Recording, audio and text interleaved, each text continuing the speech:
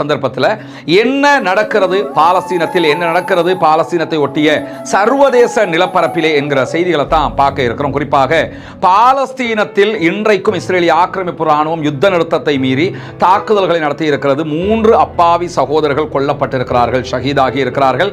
இஸ்ரேலிய ஆக்கிரமிப்பு ராணுவம் தொடர்ந்து 200 தடவைகளுக்கு மேலாக இந்த 29 நாட்களுக்குள்ளாக யுத்த நிறுத்த மீறலில் ஈடுபட்டிருக்கக்கூடிய சூழல்ல WHO வேர்ல்ட் ஹெல்த் ஆர்கனைசேஷன் இன்றைக்கு ஒரு முக்கியமான அறிவித்தலை விடுத்திருக்கிறார்கள். வேர்ல்ட் ஹெல்த் ஆர்கனைசேஷன் விடுத்திருக்கக்கூடிய அறிவிப்புல காசாவில் 16,500 நோயாளிகள் இன்னும் வெளிநாடுகளில் மிக முக்கியமான தீவிர சிகிச்சைகள் தேவைப்படுகிற நிலையில இருப்பதாக குறித்த அறிவிப்புல தெரிவிக்கப்பட்டிருப்பது மட்டுமல்லாமல் காசாவினுடைய ரஃபா எல்லையில தேவையான மருத்துவ பொருட்கள், மருத்துவ பணியாளர்கள் என்று அத்தனை பேரையும் நாங்கள் நிறுத்தி வைத்திருக்கிறோம். ஆனால் எங்களுக்கு உள்ளே நுழைவதற்கான அனுமதி மறுக்கப்பட்டுக் கொண்டே இருக்கிறது என்கிற குற்றச்சாட்டை இன்றைக்கு WHO முன்வைத்திருக்கிறது.